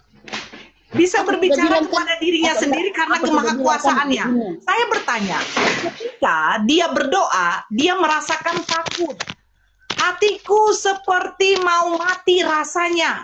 Sampai Bapa tuh mengutus malaikat. Pertanyaan saya, yang mengutus malaikat untuk menguatkan Yesua ini siapa? Ya Elohim. Yesua juga tidak. Iya. Jadi Yesua mengutus malaikat untuk menguatkan dirinya. Dia mengutus malaikat untuk menguatkan dirinya. Iya, karena begini, karena Elohim Yahweh itu dia bisa ada di mana-mana. Dia tidak. Saya tidak tanya berada di mana-mana. Dia kan sang pencipta kuasa, bisa ada di mana-mana. Sebentar. Dia Yesua mengutus malaikat untuk menguatkan dirinya. Iya. Itu karena sisi kemanusiaannya. Lah, sisi kemanusiaan itu ada nggak ilahinya juga? Iya, ada ilahinya dalam dirinya. Nah, ilahinya itu dirinya sendiri tidak? Dia takut, cemas, sedih, nangis. Saya tidak tanya takut. Ilahi yang di dalam dirinya Yesua, itu Yesua juga nggak? Iya. Tuhan, itu adalah Ruah Kodes. Itu adalah Ruah Kodes, di mana Ruah Kodes itu roh Elohim sendiri. Ruah Kodes itu Yesua juga tidak? Iya, Ruah Kodes itu adalah roh Elohim sendiri, dan itulah yang membangkitkan Yesua dari kematian dan membangkitkan. Jadi Yesua membangkitkan Yesua. Sebentar, Yesua membangkitkan Yesua. Yesua membangkitkan Yesua yang Yesua itu dibangkitkan dari Ruah Kodes, roh sang pencipta sendiri. Ruah Kodes itu Yesua juga tidak? Iya, manifestasi Elohim. Manipulasi yang ada. Jangan manifestasi, manipulasi. Begini Mbak Nora, Yesua itu dia mati karena menyerahkan nyawanya, dan saya tidak tanya dia mati. Yang saya tanya Ruah Kodes itu Yesua juga tidak? Iya. Elohim Yesua juga tidak? Iya. Ruah Kodes itu roh Elohim sendiri. Oke, roh Elohim itu Yesua juga tidak? Iya, Yahweh Yesua kan. Oke, sudah, sabar. Oke ya. Yesua berdoa di Taman Getsemani. Dia mengatakan, hatiku merasa sedih seperti mau mati rasanya. Akhirnya diri Yesua sendiri, ilahinya itu mengutus malaikat untuk menguatkan dirinya sendiri. Iya. Dan dia berkata, ya diriku, jikalau cawan ini berlalu daripadaku, janganlah kehendakku yang jadi, melainkan kehendakku juga yang jadi. Begitu? Iya. Ya. Janganlah kehendak aku yang jadi, tapi kehendakmu yang jadi. Udah cukup. Karena ketaatannya kepada Sang Bapa. Ari, gantian Ari sama Kristen yang lain. Ampi dulu. Ari di mute dulu Ari. Ari di mute dulu. Sama Sang Bapa. Udah di mute dulu, Ari di mute dulu. Itu Udah gantian sama Bang Ampi tuh Bunda Nora. Bagaimana Bang Ampi, setuju nggak Yesus mengutus dirinya sendiri dan berbicara kepada dirinya, dan dia meminta dirinya untuk mengutus malaikat dan menguatkan dirinya? Itu menguatkan diri itu karena sisi kemanusiaannya. Cukup. Betul nggak? Sunggokong. Lu diam, kan Tuhan aja bisa. Diam lu. Ya bagaimana Ampi? Bisa Nora, Sunggokong bisa. Diam dulu. Ari kalau nggak bisa diam saya turunin dulu ya Ari ya. Oke, aku diam deh, Ya udah diam, makanya duduk manis ya Tante. Diam dulu Ya, Bang nyimak. Ampi Kristen ya, Bang Ampi ya. Selamat sore Kristen ya. Sore Bunda Nora yang baik hati dan tidak sombong. Oke, saya mau bertanya. Saya yang baik hati dan tidak sombong ingin bertanya. Setuju nggak pernyataan dari Ari bahwa Yesua itu berdoa kepada dirinya sendiri, meminta malaikat untuk menguatkan dirinya sendiri, dan dirinya sendiri membangkitkan dirinya sendiri? Saya menjawab dengan Yohanes 1 ayat 1 sampai 3. Begitu Bunda Nora. Ya, setuju nggak? Saya menjawab dengan Yohanes 1 ayat 1 sampai 3 karena di situ firman itu adalah Allah itu sendiri. Firman itu adalah Allah itu sendiri. Iya. Pada mulanya itu firman atau pada mulanya Elohim? Pada mulanya adalah firman, firman Bukan itu Elohim. bersama-sama dengan Allah, dan firman itu adalah Allah itu sendiri Saya atau bertanya, Elohim yang itu mula-mula sendiri. ini Sudah. Elohim Sama. atau firmannya? Firman itu diciptakan atau tidak, Bunda? Firmannya Jangan Elohim. tanya saya dulu. Yang bermula Ya ini iya, pertanyaanmu Elohimnya, itu sabar. membuat Yang pertanyaan. bermula, sabar. Yang bermula ini Elohimnya atau firmannya? Elohim bersama-sama dengan firman-Nya. Kalau nggak ada firman, Elohim ada tidak? Nggak ada firman, Elohim ada, tidak ada. Oh, jadi kalau nggak ada perkataan, Elohim tidak ada? Tidak, tidak ada dua-duanya. Dua-dua itu harus ada. Loh, Dua-duanya itu harus ada karena loh. dua-duanya itu tidak diciptakan. Kalau Jadi, tidak ada firman, kau Elohim membeda. ada. Jawab aja. Kalau Begini, tidak Bunda, ada, Bunda Oke. membedakan sesuatu yang tidak bisa dibedakan karena begini. Firman dan Allah itu bersama-sama ada sejak kekekalan. Jadi bukan karena Kalau Elohim tidak ada ada dulu firman, baru ada firman. Sabar. Kalau gitu bantah Kejadian 1. Kejadian 1 pada mulanya Elohim. Bukan pada mulanya Elohim kan firman. ada bersama firman-Nya. Sabar. Kalau Elohim Pada tidak mulanya, sabar. dengar dulu. Sabar Ibu. dulu. Ibu bawa Elohim saya ke Kejadian 1, ayo kita baca ayat itu baik-baik, ayo. pada mulanya Elohim menciptakan langit dan bumi. Elohim menciptakan Oke, langit terus. Elohim menciptakan langit dengan bumi dengan cara apa? Menggunakan apa, Bunda? Elohim menciptakan langit dengan bumi dengan cara berfirman. Ya berarti firman-Nya itu sudah ada sejak kekekalan di dalam dirinya. Kalau Masa dia Elohim tidak menciptakan berfirman, firman-Nya? apakah Elohim tidak ada? Ya tidak ada karena tidak ada firman di dalam dirinya. Sekarang saya tanya. Ya bagaimana? Sabar. Begini, Mbak Ibu. Nah, Oke. Begini, Kalau- Ibu, bagaimana Elohim itu bisa Sabar berfirman dulu, kalau sabar. tidak ada Tidak usah firman jangan dalam bagaimana. dirinya? Lu jangan bagaimana, Ampi. Bang Ampi. Kalau Anda tidak berkata-kata, apakah Anda berarti tidak ada? Kalau saya tidak berkata-kata berarti saya tidak ada begitu. Loh, Karena saya ada bagaimana makanya dengan saya orang bisu? berkata-kata. Bagaimana dengan Dengar orang dulu. bisu? Orang bisu tidak Dengar, bisa Ibu. berbicara. Apakah berarti dia Dengar, tidak ada? Ibu. Apakah tidak ada kata-katanya? Ada, tapi kan tidak berbentuk Makanya saya fonem-fonem tanya, dan kalimat kalau- seperti kalau tidak seandainya Ibu, firman salah itu- Ibu. Sabar, pelan-pelan. Firman Nggak usah itu bukan gini. kata-kata, Bang Ampi, tetapi sesuatu saya yang nggak usah keluar panjang dari kali mulut. lebar. Saya tidak butuh di sini terlalu Salah itu, khotbah. Ibu. Saya bertanya, kalau tidak Bunda. ada firman, apakah berarti Tuhan tidak ada? Bunda, begini, pertanyaan saya begini saja. Apakah firman-Nya Allah itu diciptakan oleh Allah atau bagaimana? Coba. Firman itu adalah salah satu sifat Tuhan, berfirman, berkata. Maksudnya diciptakan atau tidak diciptakan? Apa Allah itu pula perkataan menciptakan firman-Nya atau yang tidak? keluar Menciptakan dari- firman-Nya atau tidak? yang keluar, firman yang Menciptakan sudah firman-Nya atau tidak? kamu mau Jawab berdiskusi? saja pertanyaan saya, Ibu. Saya jawab, tapi kalau kamu ngomong saja sama saja kau tidak menginginkan jawaban saya. Kau bertanya, Bunda, apakah firman itu ciptaan? Tidak. Jawab saja pertanyaan saya, jangan khotbah. Saya menjawab. Dengarkan baik-baik. Dengarkan baik-baik. Menurut KBBI, firman itu adalah perkataan Tuhan, perkataan Allah. Oke? Nah, kalau perkataan firman itu tidak ada, apakah Tuhan juga tidak ada? Tetap ada.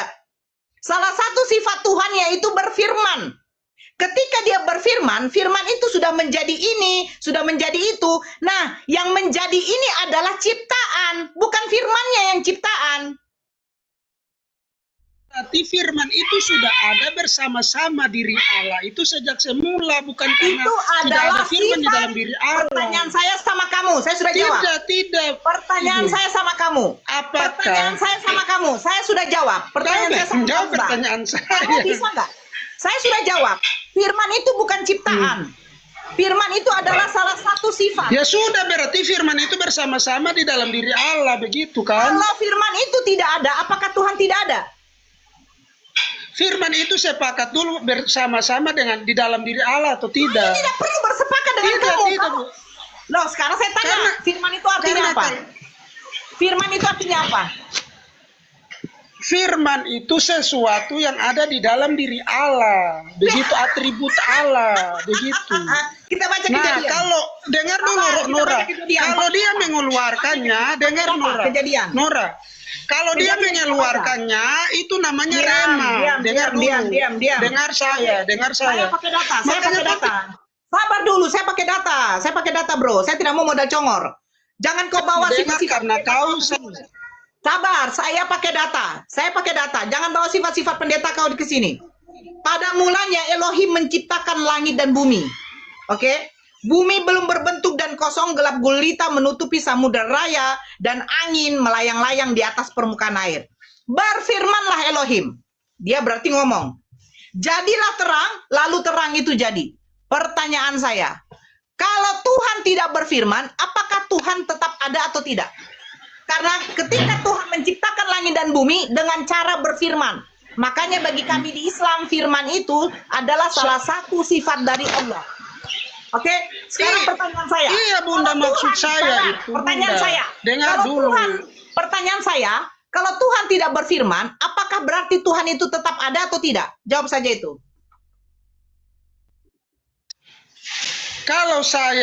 Kalau saya kita dua sepakat dulu bahwa firman itu sudah ada sejak kekekalan bersama Allah, baru saya jawab Saya tidak bisa pertanyaanmu. sepakat. Kalau Saya tidak bisa sepakat. kau belum sepakat dengan saya, untuk apa saya menjawab Kalau nggak pertanyaanmu? sepakat. Karena pertanyaanmu pertanyaan Kalau nggak konyol. sepakat turunin aja, susah Begitu. amat sih buang murah leher. Kesel gua dari Tidak tadi. bisa. Ya udah. Ke laut aja. Buang-buang waktu lu dari tadi, kesel gua. Sama. Ya, Mr. Buang Lau, waktu. Bang Madohe. Selamat sore Kak Nor. Ya, selamat sore, Bang. Selamat sore, Sore. Uncle. Ya, kita ini bahas tadi yang firman ya. Saya pengen tahu dulu dari konsep kekristenan. Firman itu kalau menurut KBBI adalah perkataan. Perkataan Tuhan, perkataan Allah ya. Nah, sekarang tadi narasi dari Ampi, firman itu bersama-sama dengan Elohim. Pertanyaan saya begini. Kalau firman itu tidak ada, apakah berarti Elohim itu tidak ada? Kalau firman tidak ada, apakah Elohim tidak ada? Ya. Ini agak membingungkan ya pertanyaannya ya.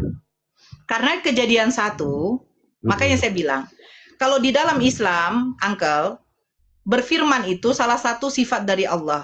Allah menciptakan langit dengan bumi itu dengan cara berfirman, kun fayakun, jadi maka jadilah. Iya benar.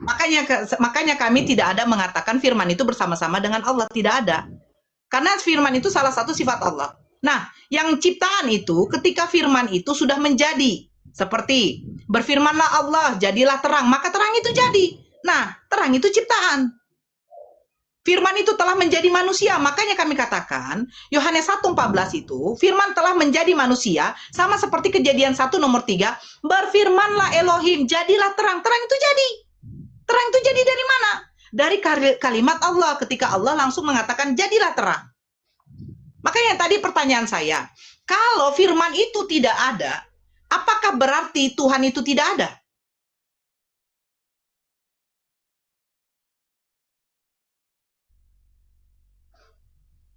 Kalau firman itu tidak ada, apakah Tuhan itu ya tetap ada, Kak? Hati-hati. Mm-mm. Yang punya Berarti- koma udah nongol, hati-hati. Assalamualaikum Bang Zuma. Ya, selamat sore juga Bang Juma. Selamat sore teman-teman semua ya. Ya, saya sedikit aja lagi Bang, biar selesai. Berarti pada mulanya adalah firman, itu sudah konsep salah. Karena apa? Pada mulanya, kalau dikatakan pada mulanya Elohim menciptakan dengan cara berfirman, itu baru benar. Karena kalau di dalam Islam, kalau kata Alfa dan Omega, itu tidak akan dibenarkan kepada Tuhan. Karena Tuhan itu bukan berarti ada dan akhir. Tetapi bukan berawal dan berakhir. Tetapi tidak pernah Tuhan itu berawal. Kalau ada awal, pasti ada akhirnya. Makanya kalau di dalam konsep keislaman itu, firman itu tidak pernah yang bersama-sama dengan Tuhan. Allah tidak. Allah yang berfirman. Tidak ada firman, Allah tetap ada. Begitu Bang Lau. Makanya ini Mbak Nora. ya, lu diam dulu. Saya tidak mau kalau kamu Ari, diam dulu. Saya selesaikan dulu sama Bang Lau dulu, sedikit Kak lagi. Nora, Makanya Ayah, sering ini ya, di sebelumnya pernah juga saya tanyakan ke kakak mungkin atau teman yang lain ya, apakah yang ini yang sebelum-sebelumnya ya, ya. apakah yang dimaksud Allah yang di dalam konteks keislaman itu sama dengan Allah yang disembah Abraham, Ishak dan Yakub ini yang Kemana-mana kesini ini dulu kita, jawabannya nih. bukan kemana-mana bang. Biar saya ini dulu ya, biar saya coba kasih sebuah pertanyaan seperti itu. Biar kita semakin ini loh, biar kita semakin paham gitu loh maksud saya. Ya, kemarin kan sudah dibahas sama Bang Dio di dalam surat Al-Baqarah ayat 133. Ya kan? Iya, Bahkan jangankan kepada Musa, sudah dipertanyakan kepada Ishak, Yakub, siapakah yang akan kalian sembah ketika nanti tidak ada lagi Yakub. Yakub kan disebut juga Israel. Aku akan menyembah Tuhannya bapak-bapakku, yaitu Abraham, Ishak, Yakub, yaitu Tuhannya. Bukan berarti Yesus. Tuhan yang tidak kelihatan. Bunda Laura, cukup kayaknya melebar ini, kembalikan dulu aja. Kita kemarin udah dibahas loh, Uncle. Yang saya bilang tadi pernyataan dari Bang Ampi. Yang mulai yang duluan itu yang ada Elohim atau firman. Kalau firman tidak ada, apakah Elohim tetap juga tidak ada? Itu saja. Kalau Bang Lau sudah mengatakan Elohim tetap ada walaupun firman tidak ada, berarti betul. Berarti firman itu adalah salah satu sifat dari Tuhan yang dimana dia menciptakan langit dengan bumi dengan cara berfirman. Fix. Yang menjadi pertanyaannya gini loh Kak Nora, apakah firman itu boleh dihilangkan apalagi mengikuti konsep yang di dalam ini ya, di dalam Alkitab ya? Bukan Bang. Haruskah Sifat, dihilangkan? Bang. Begini Bang, Allah menciptakan langit dengan bumi dengan cara berfirman Bang. Bukan seperti kita Iya, yang benar, mengambil sesuatu pakai tangan dibentuk, tidak Bang. Allah cukup katakan jadi maka jadilah. Dengan cara apa seperti itu? Dengan cara berfirman. Jadi kalau dikatakan bisa nggak dihilangkan firman? Bukan bisa dihilangkan, itu sifat Bang. Itu maksudnya. Jadi Iya, Allah benar. menciptakan segala sesuatu itu dengan cara berfirman Bang. Bukan kayak manusia diciptakan dari tanah, baru diambilnya tanah, baru dibentuknya. Bukan Bang. Makanya saya bingung, firman ini, definisi firman ini menurut Kristen ini apa? Sampai-sampai mereka menuhankan firman. Kalian menuhankan firman. Firman menjadi manusia, firman. Dia adalah sang firman itu. Lucu. Giliran di Kejadian 1, Elohim menciptakan langit dan bumi, itu dengan berfirman, itu tidak dipakai. Tapi firman yang menjadi manusia, firman itu disembah jadi Tuhan juga. Karena bersama-sama dengan Elohim. Coba gini aja Bang Laura, tanya aja di arti firman apa biar kelar. Arti firman dulu, Ya, baru arti serahin. firman. Ini gara-gara si firman ini kita aturannya Coba arti firman apa, baru kita turun. Arti firman apa bro? Arti firman menurut ayat ini Bang, arti firman itu Bukan adalah menurut ayat ini, menurut KBBI aja. Menurut KBBI. Iya. Arti firman menurut KBBI ya perkataan. Perkataan siapa? Ya perkataan Bang. Abang kan larinya ke KBBI tadi. Kita tidak mengarahkan. Kalau firman Tuhan perkataan siapa? Firman Tuhan ya perkataan Tuhan. Tuhan itu siapa? Tuhan itu siapa? Menurut abang sendiri Bang Hendy sih gimana? Saya tanya kau. Tuhan itu siapa? Ini gimana sih? Siapa nama Tuhan yang berkata itu? Hah, cepat. Iya, makanya saya coba. Saya coba tanya balik ke abang. Jangan makanya. Pencipta Bang. Jangan Tuhan makanya. itu pencipta. Siapa nama Tuhan yang berkata itu? Cepat. Cepat. 1, 2, 3. Kok di mute? Sebentar. Siapa nama Tuhan yang berkata itu? Tenang Bang, tenang ya. Ini coba kita ikuti dari Kejadian 1 ayat 1. Siapa nama Tuhan yang berkata itu? Ini gimana? Saya mau jawab di mute seperti ini. Siapa nama Tuhan yang berkata itu? Aduh. Ya. Ini gimana? Diskusi gimana nih Kak Nora? Siapa nama Tuhan yang berkata itu? Cepat. Waktu. Gimana mau saya jawab di mute Bang? Ya silakan. Iya menurut ini ya, menurut yang tertulis di Kejadian 1 ayat 1 sampai 3 ya. Firman yang dimaksud di sini adalah perkataan Allah. Ya. Di mana tertulis? Tadi kan sudah saya sebut Bang di Kejadian 1 Nggak ada ayat itu. 1 sampai 3. Jangan memaksa gitu loh, Bang. Oke, udah cukup. Silakan.